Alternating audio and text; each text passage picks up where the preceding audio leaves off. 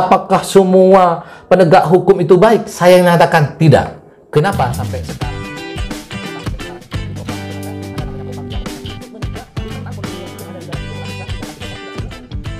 Saya bertamu ke kantor sekaligus rumah, Pak. Rumah kayak. Siap, rumah. Ke Kalau di sini Kak kantor. Alfian, Iya. ke Kak Alfian.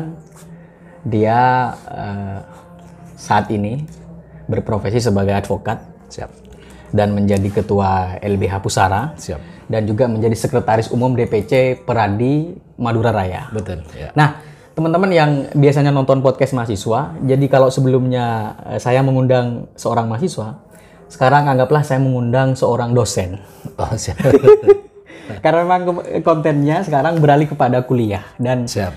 kuliah dimaksud adalah kita akan mengkaji topik-topik tertentu yang tujuannya untuk memberikan wawasan, kemudian memberikan pengetahuan-pengetahuan kepada mahasiswa-mahasiswa yang saat ini berada di perguruan tinggi. Dan topiknya tentu karena ini kita sedang berbincang dengan seorang advokat, tentu topiknya adalah topik hukum, Kak. Siap. Oke. Jadi yang pertama yang ingin saya tanyakan sebagai pembuka, sering sekali disebut bahwa Indonesia itu adalah negara hukum. Jadi yang dimaksud dengan negara hukum itu seperti apa begitu? Ya.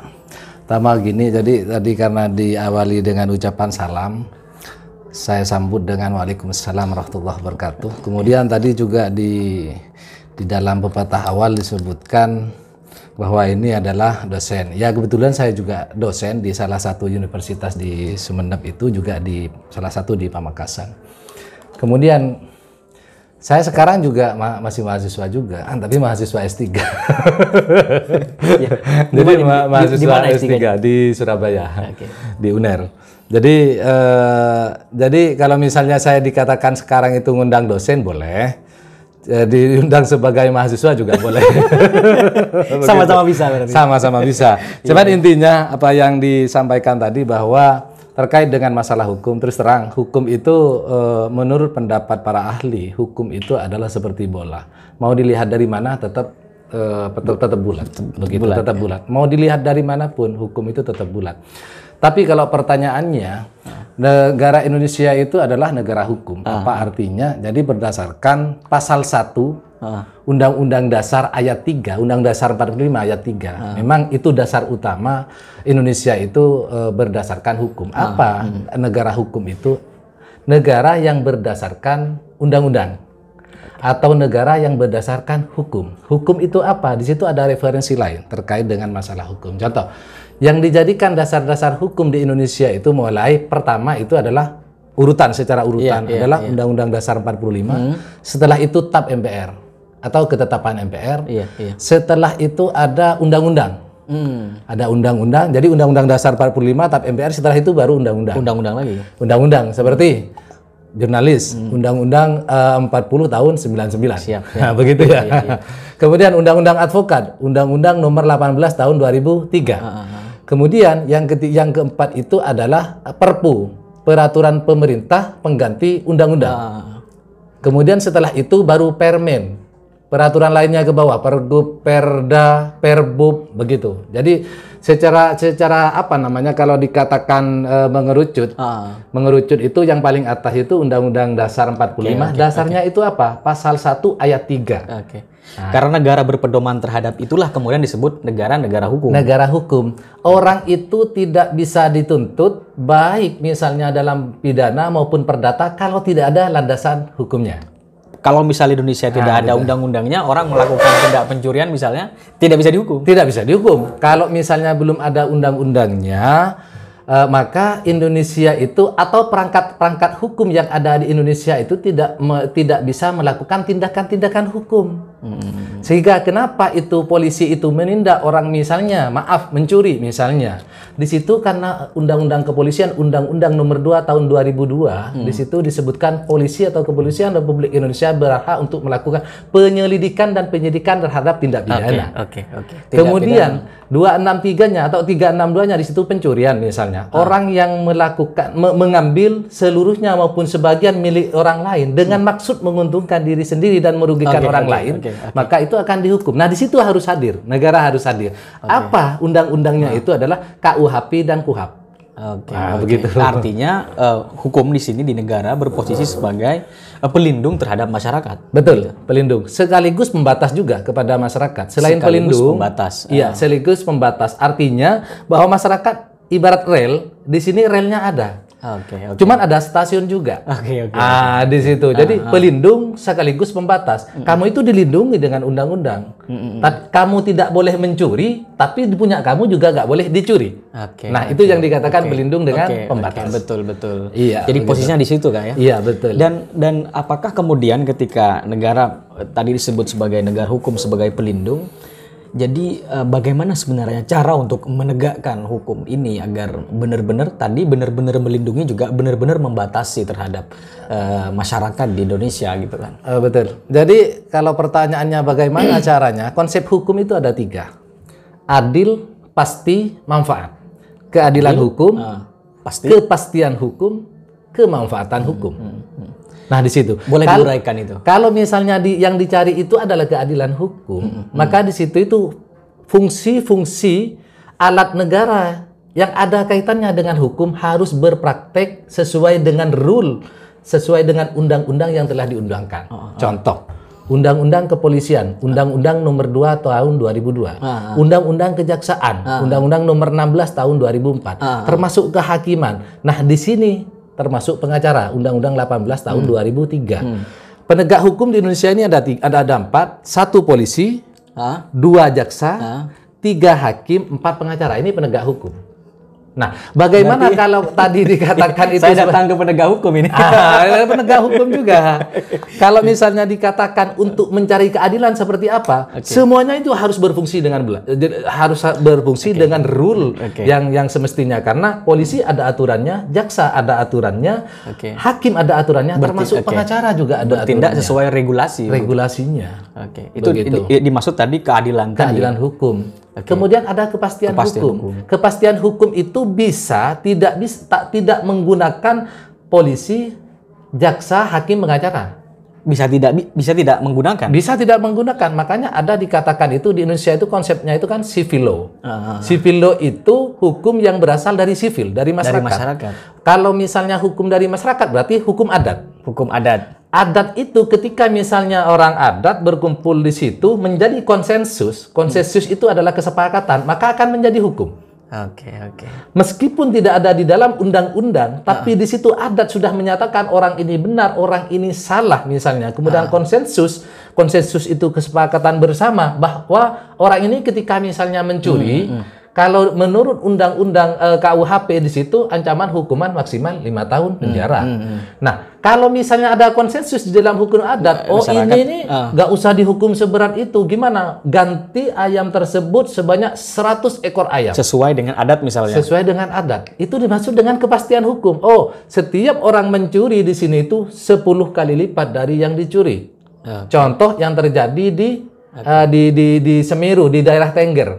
Di daerah Tengger di situ seperti itu. Ketika orang mencuri 1 sapi, maka gantinya itu adalah 10 sapi. Jadi pidana tidak masuk, keadilan di situ tidak masuk. Tidak dimasukkan di situ. Apakah termasuk hukum? Hukum juga karena di situ konsensus. Iya. Nah, apakah boleh masuk? Boleh masuk perangkat negara ke situ? Boleh masuk ketika misalnya ketua adat di situ memberikan izin. Oke Pak, ini sudah tidak bisa hukum adat digunakan. Maka yang digunakan ini adalah hukum negara. Jadi hukum adat tadi pra hukum negara. Iya. Sebelum dilakukan atau mengeksekusi pakai hukum negara berarti. Betul. Jadi kalau misalnya dikatakan kepastian hukum di mana, final dari fungsi hukum itu apa? Itu finalnya itu apa? Jadi itu kepastian hukum. Contoh, orang ketika menang di pengadilan belum tentu itu menang ketika belum ada eksekusi. Kepastian hukumnya itu kapan? Ketika dieksekusi. Apakah dimaksud dengan adil? Belum tentu juga. Karena penggugat dengan tergugat di situ sama-sama menunjukkan kapabilitasnya di pengadilan, tapi yang diterima itu kadang yang penggugat, kadang dengan yang tergugat oleh hakim. Sesuai dengan fungsi kehakiman. Betul. Nah, ketika misalnya putusan itu sudah dinyatakan ingkrah, baru baru dieksekusi. Oke. Ketika dieksekusi itu namanya kepastian hukum. Oke. Jadi ada juga berfungsi memberikan kepastian hukum. Kepastian hukum. Oke. Jadi adil itu tadi keadilan hukum, 2 kepastian hukum, 3 manfaat. Manfaat. Kadang itu hakim itu bicara masalah manfaat. Untuk apa sih orang ini misalnya dihukum? Manfaatnya apa? Harus jadi kajian juga. Dikajikan juga di situ. Oke. Jadi hakim itu apakah mau ngambil itu yang keadilan hukumnya, apa kepastian hukumnya, apa kebermanfaatan hukumnya. Contoh begini, ada salah satu masjid di Pamekasan ini kasusnya, digugat oleh masjid ini loh, tempat ibadah. Tempat ibadah digugat? Digugat oleh perorangan. Anggap ketika misalnya ada gugatan, berarti orang itu menganggap karena ada pasal 1365. 1365 KUH Perdata itu dianggap melakukan dianggap melakukan PMH, perbuatan melawan hukum dari salah satu pihak. Oke. Masjid ini dianggap melawan hukum. Digugat yang mendirikan. Ya. Jadi yang didirikan di dalam masjid tersebut ada objek dalam perolehannya itu dianggap perbuatan melawan hukum, sehingga digugat. Kalau masjid benda mati, tapi orang yang membuat di situ itu adalah benda hidup. 1365 orang yang menyebabkan kerugian kepada orang lain, maka wajib untuk mengganti kerugian tersebut. Akhirnya, itu yang disebut dengan manfaat. Nah, ketika misalnya dikatakan azas manfaat, kadang hakim itu menyatakan, loh, manfaatnya ini apa? Lebih manfaat kepada penggugat yang baru gugat ini, apakah kepada masyarakat yang banyak yang saat ini perlu ke masjid untuk melakukan ibadah? Asas kebermanfaatnya dihitung juga. Dihitung juga. Si pendiri masjid atau yang tergugat tadi bisa saja dinilai dia tidak bersalah begitu. Betul. Kalau misalnya kalau dihukum perdata bukan bersalah atau tidak bersalah, diterima atau ditolak. Begitu. Dan waktu itu ditolak. Begitu. Karena itu menilai dari asas kebermanfaatan.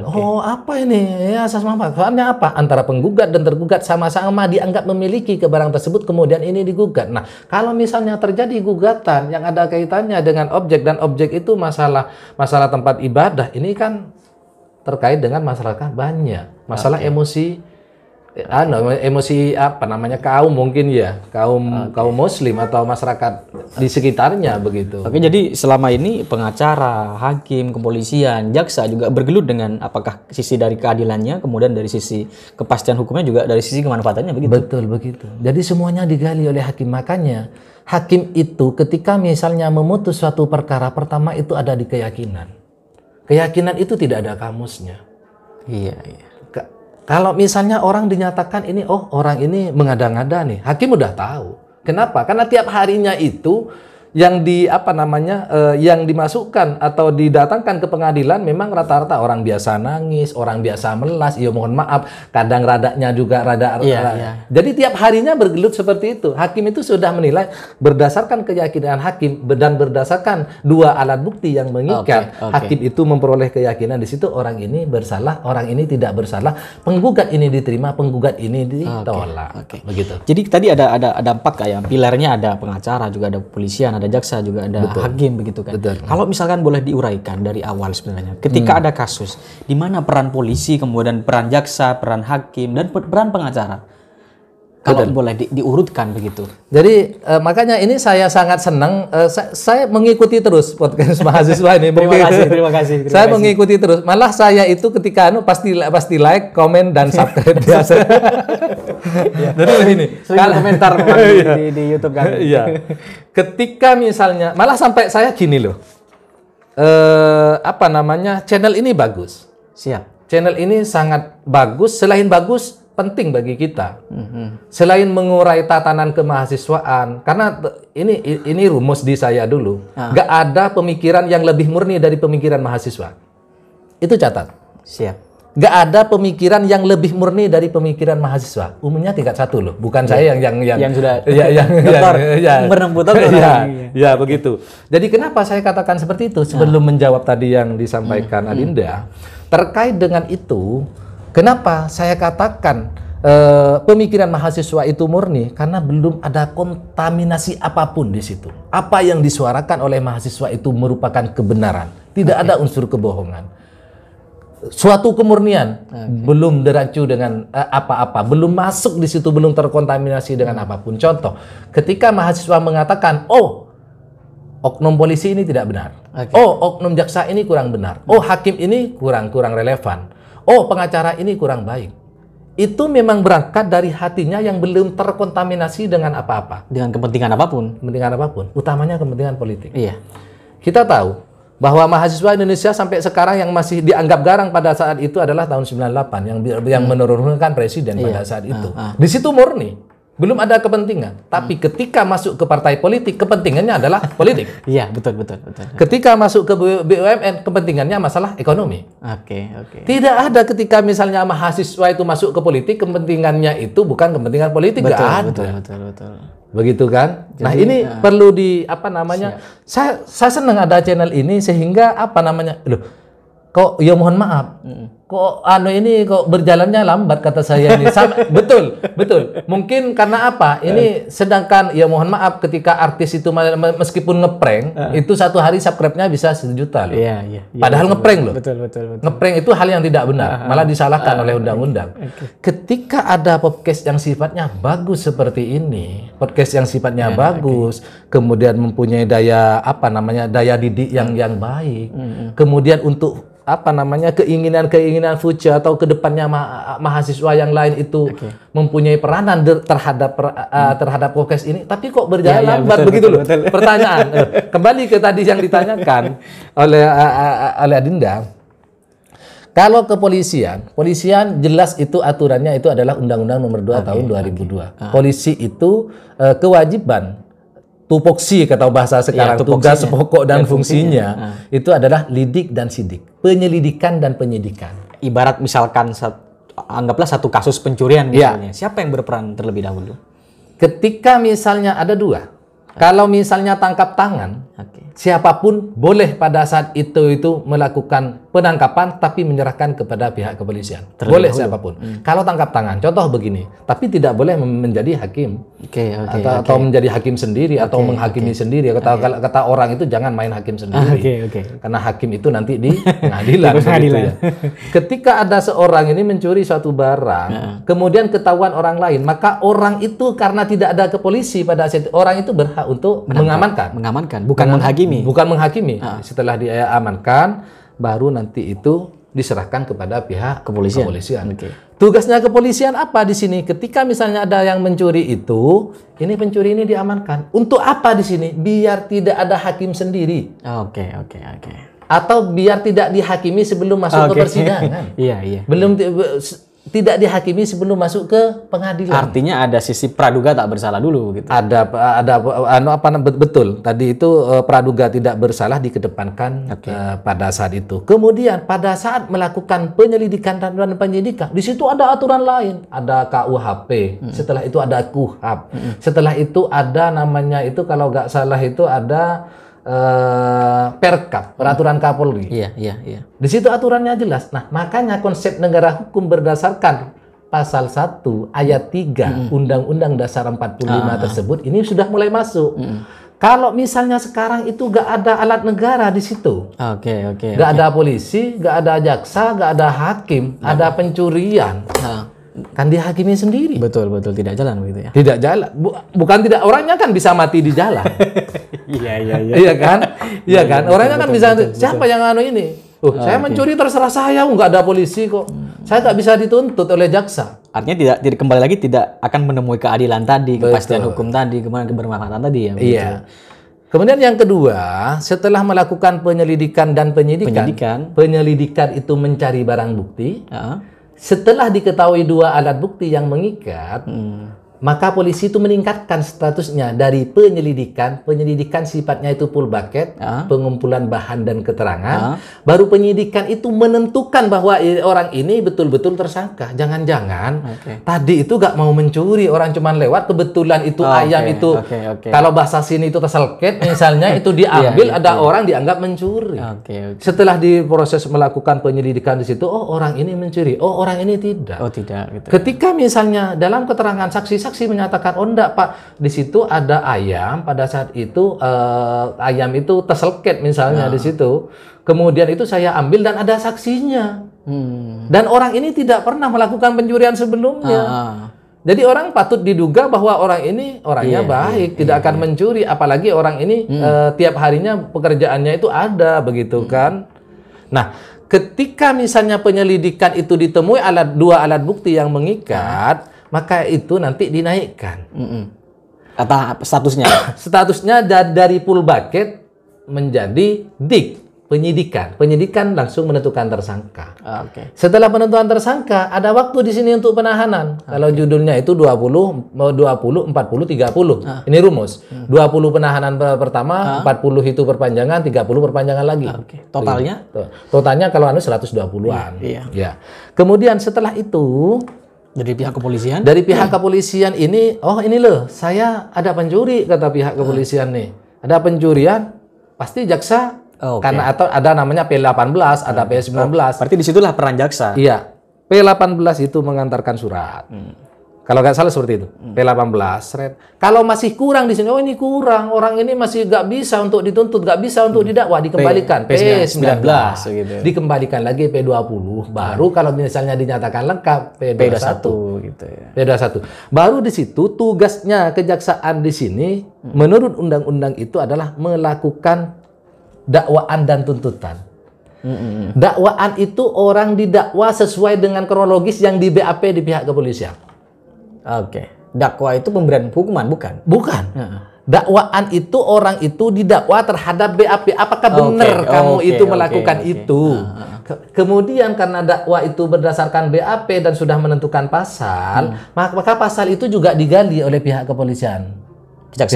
Oleh pihak kejaksaan. Nah, ketika digali orang ini didakwa, orang ini ditahan oleh pihak kejaksaan. Kemudian didakwa, baru setelah dakwaan itu masuk baru dituntut. Jadi dakwaan posisinya di mana? Di pengadilan sudah. Pada saat dakwaan itu harus ada saksi yang pertama itu melihat orang itu mencuri. Yang kedua, siapa kalau misalnya di Undang-Undang Narkoba 3599 itu harus ada di pihak kepolisian. Kemudian setelah itu kalau masuk ke ada pihak jaksa sebagai penuntut, pendakwa dan penuntut, ada hakim dan juga ini peran terdakwa di sini ini harus didampingi oleh pengacara berdasarkan Undang-Undang Nomor 16 Tahun 2011. Kenapa harus didampingi? Karena ancamannya itu lebih dari 5 tahun. Ada kewajiban orang yang didakwa lebih dari 5 tahun wajib hukumnya didampingi pengacara, wajib hukumnya di atas 5 tahun ya, di atas 5 tahun. Jadi disitulah perannya, kemudian dari pihak kepolisian diserahkan kejaksaan diberikan lagi pengadilan ke pengadilan. Setelah hakim itu melihat mencerna jalannya persidangan di situ, oh dakwaannya seperti ini, oh bukti-buktinya seperti ini. Oh, saksi-saksinya seperti ini. Oh, kalau misalnya kasus yang sifatnya berat ada mendatangkan ahli misalnya terkait dengan masalah extraordinary crime. Extraordinary crime PP 99 tahun 2012. Di situ ada narkoba, ada korupsi, ada kejahatan kepada negara. Sangat lama sekali. Sangat lama sekali di situ. Jadi nanti itu di situ diuji kapabilitas dan kapasitas hakim ketika misalnya terdakwa ini disidangkan di situ, kemudian menggali hakim ini betul nggak orang ini bersalah berdasarkan pasal tadi yang disangkakan. Betul. Jangan-jangan ini keliru. Makanya di hukum itu kadang orang itu dianggap onslah. Onslah itu orang melakukan tindak pidana tapi bukan tindak pidana itu yang dilakukan. Contoh, orang itu mencuri sepeda motor. Tapi dia itu dianggap pasal 480 dianggap penada. Itu orang itu nggak penada tapi mencuri, tapi pasalnya 480. Makanya di jaksa itu kadang dakwaan itu ada dua. Dakwaan pertama, ada dakwaan kedua. Dakwaan alternatif katanya kalau dari kata jaksa itu. Oh, orang ini takut tidak terbukti. Misalnya, sekarang begini, biasanya yang digunakan di dalam dakwaan yang ada kaitannya dengan pasal dakwaan 1 dan dakwaan 2 itu biasanya itu adalah narkoba. Undang-Undang 35 tahun 99. Orang misalnya 112 Pasal 114, 112 itu menyimpan, memiliki, kemudian menguasai. Kemudian kalau misalnya untuk diri sendiri itu pasal 112, 127 itu misalnya untuk dipakai sendiri, 131 itu 131 mengetahui tapi tidak melaporkan kepada aparat hukum. Di situ itu pasti ada dakwaan alternatif. Ada pasal 112, ada pasal 114. Iya, betul. Takut dakwaan alternatif gitu ya. Takut jaksa itu melakukan dakwaan itu keliru. Oh, orang ini bukan penyimpang. Betul. Tapi orang ini adalah mau menjual. Sehingga orang itu bisa onslah namanya dalam hukum. Banyak kasus seperti itu. Orang itu menjual, orang itu pemakai tapi dipakai pasal 112, dianggap menyimpan. Padahal orangnya itu make. Sehingga orang itu lepas di dalam hukum itu onslah namanya seperti itu. Setelah di pengadilan, peran pengacara kira-kira di bagian apa begitu? Nah, ini yang menarik.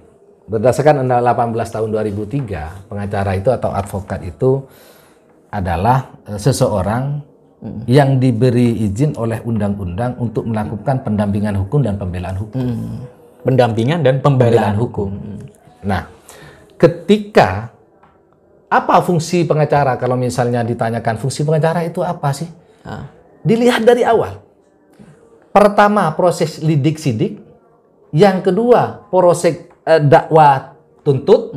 Yang ketiga itu vonis. Apakah sesuai dengan regulasi tadi, sesuai dengan ini negara hukum loh. Iya. Orang ini betul, misalnya pakai narkoba. Undang-undangnya ini apa? Penyelidikannya benar apa tidak? Kadang penyelidikan orang itu masih dipukul misalnya. Itu nggak boleh. Kalau dulu orang itu supaya ngaku, dipukul. Itu tidak boleh. Makanya ada ruang lain ketika orang itu dipaksa untuk mengakui, maka ada ruang untuk pra-peradilan misalnya. Saya pernah menang pra-peradilan di Sampang. Dan jadi disitulah peran pengacara begitu. Benar tidak sudah regulasi dari awal begitu. Betul, iya. Dan setelah itu dari tadi kronologi dari awal dari polisi, kejaksaan, kemudian ke hakim, dan ternyata ketika ada orang di desa mengatakan ketika ada pencuri langsung dihukum masuk penjara, itu tidak benar ternyata. Tidak benar. Karena masih ada proses-proses yang harus dilalui begitu kan. Bisa jadi tadi kan. Saya pernah gini, saya pernah ada nangani narkoba di pengadilan Surabaya, bebas. Anunya itu sampai barang buktinya sampai setengah kilo, 480 gram, setengah kilo. Orang ini supir, diminta oleh seseorang, telepon dari Malaysia, ditelepon supaya ke Juanda. Oke. Supir. Dalam keadaan tidak tahu waktu Dalam itu. keadaan tidak tahu. Kemudian orang itu ya sudah jemput, namanya supir. Sampai di Juanda, barang itu diambil, orangnya itu gak mau ikut. Orangnya gak mau ikut. Yang ngantar tadi, Pak minta tolong ini dibawa ke Madura. Alamatnya ini. Orangnya gak ikut. Loh kok kamu gak ikut? Saya mau ke mertua saya di daerah, kalau nggak salah apa Lumajang apa Probolinggo pada saat itu. Orangnya pulang sini, keluar dari bandara, kena orang itu. Dicegat ya? Cegat. Oleh pihak berwajib? Iya, kalau pihak kepolisian pada saat itu langsung lalu ditangkap, dipukul malah. Ada informasi, orang ini dilihat dari rumahnya tidak pantas jadi pengedar narkoba. Anaknya ada di pondok pesantren Hafidhah. Iya. Kemudian tiap harinya dia itu sebagai supir, charteran seperti itu. Kemudian ini mau dihukum. Dengar, akhirnya saya yang turun pada saat itu. Alhamdulillah, di pengadilan Surabaya itu bebas. Nah, kalau ditanya fungsi pengacara apa di situ? Ya ini fungsinya. Jangan-jangan proses penyelidikan dan penyidikan ini tidak sesuai dengan rule hukum yang tadi. Betul enggak? Dijalankan oleh pihak kepolisian. Mohon maaf, banyak polisi yang baik, ya ada juga yang tidak baik. Ada juga. Banyak jaksa yang baik, ada juga yang tidak. Hakim juga begitu, pengacara juga. Pengacara juga. Jadi kalau misalnya itu dikatakan apakah semua penegak hukum itu baik, saya yang mengatakan tidak. Kenapa sampai sekarang itu di Propam itu ada namanya Propam di pihak kepolisian untuk menindak internal polisi-polisi yang ada di dalam itu melakukan tindakan-tindakan tidak sesuai dengan hukum. Jaksa juga begitu, ada jamwas namanya, jaksa pengawas begitu. Kemudian di kehakiman juga ada komisi yudisial. Kemudian di pengacara ada komisi kehormatan. Untuk mengawasi semua kerja mereka. Untuk mengawasi. Dan awasinya ini juga ada cantolan undang-undangnya gitu loh. Iya. Jadi Kalau misalnya saya pengacara nih, pengacara kan biasa tarung kan, misalnya, loh, saya nggak mau kok diawasi. Iya. Ada undang-undangnya loh, ini loh undang-undangnya. Dan harus juga taat kepada undang-undang itu. Harus. 18 2003 acuannya begitu. Ya, jadi itulah yang dimaksud dengan negara hukum gitu. Betul. Dari awal kita hidup memang dilindungi, kemudian juga hak kita dilindungi, kita juga dibatasi agar tidak melanggar hak kita dan tidak mengambil hak orang lain begitu kan. Betul, iya. Oke. Jadi terakhir nih Kak. Jadi kalau misalkan dipertanyakan apakah sebenarnya teori hukum yang dikaji di dalam kampus itu sama dengan hukum yang kita jalani sehari-hari, kayak sampean bertemu dengan kasus hukum, apakah benar gitu 100% teori yang kita pelajari di kampus ketika kemudian keluar jadi advokat bertemu dengan fakta di lapangan begitu? Baik, sebelum ke situ, jadi Indonesia ini adalah negara jajahan. 350 tahun dijajah oleh Belanda. Sekitar 30 tahun dijajah oleh Jepang. Kalau nggak salah, mohon nanti dikoreksi terkait dengan masalah sejarah itu. Artinya Indonesia ini menganut sistem hukum Eropa kontinental. Eropa kontinental itu yang sifatnya itu civil law. Kenapa dikatakan Eropa kontinental? Hukum itu dibuat karena ada kebutuhan dari orang sipil. Civil law. Iya, civil law. Kemudian ada juga di negara-negara barat seperti di Amerika, termasuk di negara tetangga Malaysia itu tidak pakai civil law, tapi common law. Common law. Common law itu apa? Orang itu ditindak atau dihukum karena di situ orang itu pernah dihukum sebelumnya dengan kasus yang sama. Kalau di Indonesia dikatakan jurisprudensi. Contoh begini nih.